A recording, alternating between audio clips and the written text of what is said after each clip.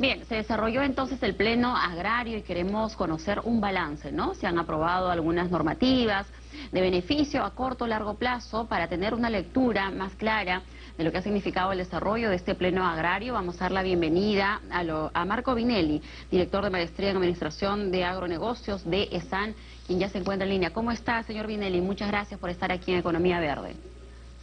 ¿Cómo está, Romy? Muchas gracias, un gusto saludarla. Buenas tardes. Muy bien, muchas gracias. Era necesario, ¿no? Desde muchos sectores se comenta ello de que se desarrolle este pleno agrario. Se han aprobado muchas normativas. ¿Usted considera que las que se han dado eran las que se esperaban? ¿Quedaron algunas pendientes? Porque han salido algunas voces también que señalan que estas son a largo plazo. ¿Cuál es su lectura, su análisis de ello? Sí, yo coincido que estas normas van a beneficiar a la agricultura nacional en el mediano y largo plazo, ¿no? Ujú. Para eso hagamos un repaso rápido, ¿no? Se Así. aprobó el cambio de cierre y selva exportadora, por ejemplo. Se ha aprobado una ley del canon hídrico, que creo que es importante porque va a tener una compensación por el uso del agua en las comunidades altoandinas. Ujú. También han aprobado modificaciones en el Código Penal para poder hacer más fuertes las penas por el tema de tráfico ilegal de flora y fauna silvestre. Entonces, son elementos que, si bien es cierto, son necesarios para el desarrollo del país y que van a poder apoyar el desarrollo de nuestra agricultura, nuestro bosque, el sistema forestal, agroforestal, pero van a ser en el mediano y largo plazo, porque estas leyes luego tienen que pasar al Ejecutivo para que sean después aprobadas por el Ejecutivo, si es que lo considera pertinente, y después hay que hacer los reglamentos respectivos y ponerlos en práctica. Ujú. Entonces, coincido, en el mediano y largo plazo van a beneficiar a los miles de agricultores que tenemos en el país.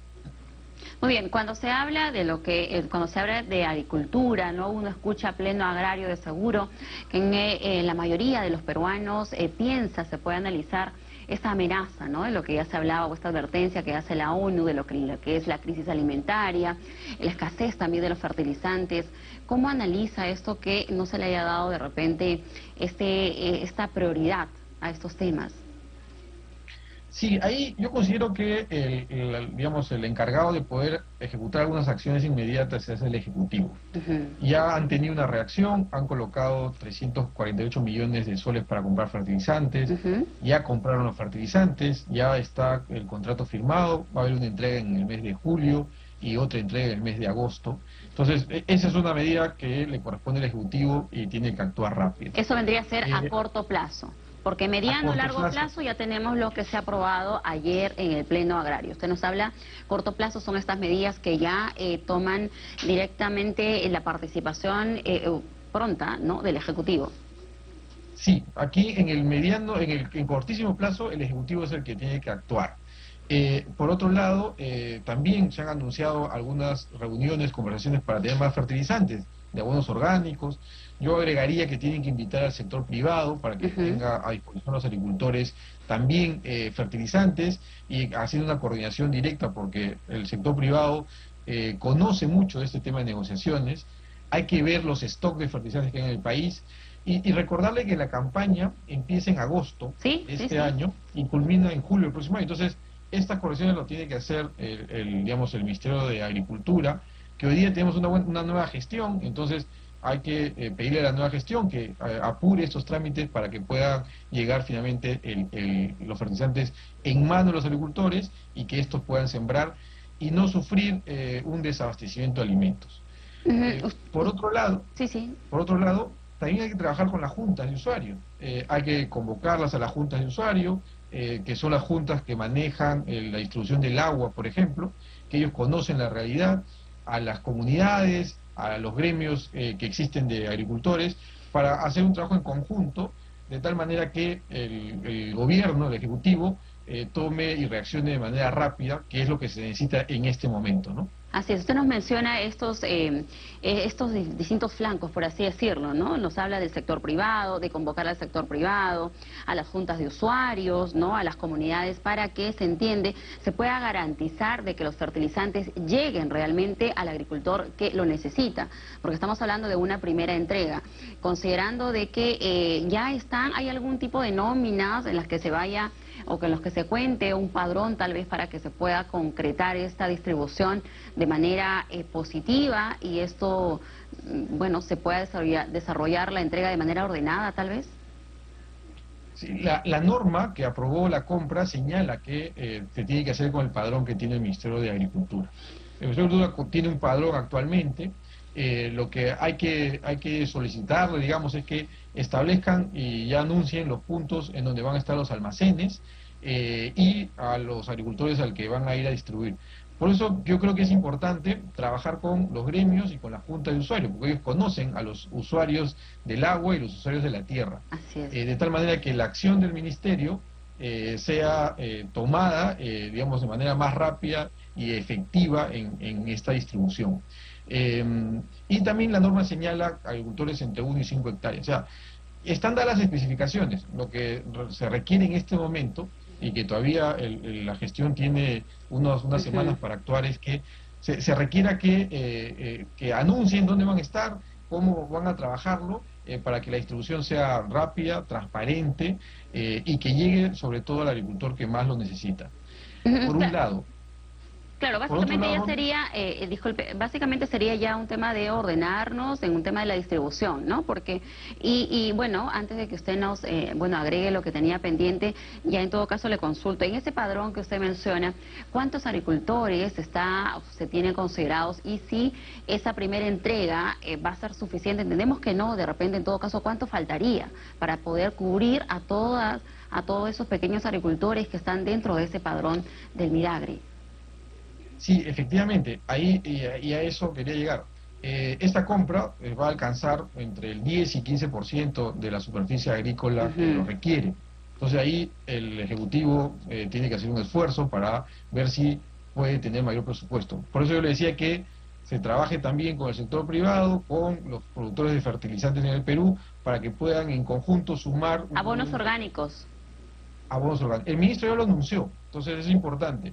Que no se quede en el anuncio, sino que también ya aterrice y que se empiece a distribuir, tener los acuerdos con estas empresas, ¿no? Y el Ejecutivo hacer un esfuerzo adicional para poder tener mayor cantidad de fertilizantes. Pero sobre todo, trabajando directamente con aquellos que lo necesitan.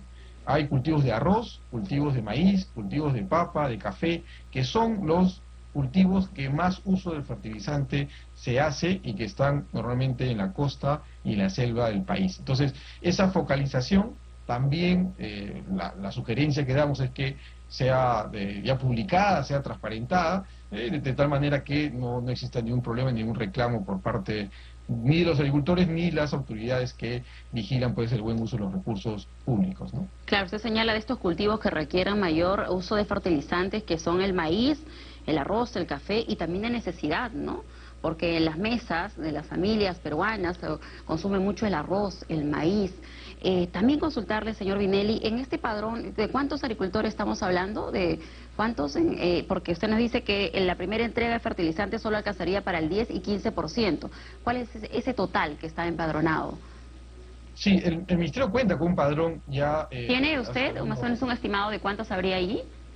Sí, hace algunos años tiene un padrón más o menos de 1 millón de agricultores y de ellos tienen que cruzar, digamos, la información de quiénes son los que requieren el fertilizante y quiénes están en el rango entre 1 y 5 hectáreas. Haciendo una estimación, más o menos tenemos alrededor de 400.000 agricultores que podrían necesitar entre 1 y 5 hectáreas que podrían necesitar fertilizantes. Entonces, es ahí donde tienen que focalizarse y prepararse para esta logística. Porque, como entenderá, repartir esa cantidad de fertilizantes a 150.000 parcelas o 400.000 agricultores no es una logística fácil, ¿no? Entonces, por eso lo que señalo es que la recomendación va por ese lado, que ya empiecen a transparentar, empiecen a decir dónde están los puntos y empiecen a pedir la colaboración de los que están en el campo, que son estas organizaciones agrarias que conocen muy bien el desarrollo de su agricultura, ¿no? Claro, y que usted ha precisado muy bien, ¿no? Me parece importante esto de la junta de usuarios, porque son ellos los que distribuyen el agua y los que conocen directamente en cada zona, ¿no? De la región o de las regiones del país donde están los agricultores, estos que tienen de 1 a 5 hectáreas. Finalmente, señor Vinelli, ¿qué queda pendiente para la agricultura familiar? Que de repente ayer en este pleno agrario no se llegó a tocar del todo. Es una sesión del pleno que esperamos se pueda prontamente también seguir analizando, pero ¿qué cree usted que quedó allí todavía de poder tratar? Sí, la agricultura familiar es, digamos, un segmento, un sector que aporta muchísimo al desarrollo nacional. Nosotros nos alimentamos, el 80% de los alimentos que consumimos vienen de la agricultura familiar. Lo que creo que todavía hay margen y se puede seguir desarrollando, por ejemplo, es en la innovación.